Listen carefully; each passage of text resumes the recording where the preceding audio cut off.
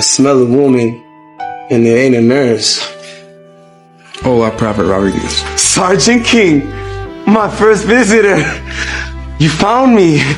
I did. And who? I'm Michelle. Hey, Rico. Steve showed us your picture 1,000,000 times. Sit, man. I got time. Good to see you. It's good to see you.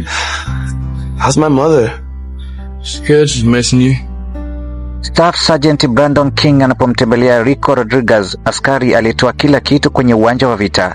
Rico anaendelea kuishi, lakini medani imemwacha na majeraha ya kudumu. Amepofuka macho, ameungua vibaya na amepoteza viungo vya mwili. Badala ya hasira, Brandon anakutana na uimara wa Rico, unaomkumbusha kwa uchungu kwamba baadhi ya wanajeshi hurudi nyumbani, lakini hawarudi kamwe kikamilifu. Brandon, ambaye tayari anapambana na msongo wa mawazo kwa kile kilichomkuta rafiki yake, anaona kwa Rico gharama halisi ya kuendelea kuishi. Sio tu kuhusu kupoteza mwili, bali ni kuhusu kujifunza kuishi na kile ambacho vita vimekuchukulia. What a sad moment. Salute soldiers.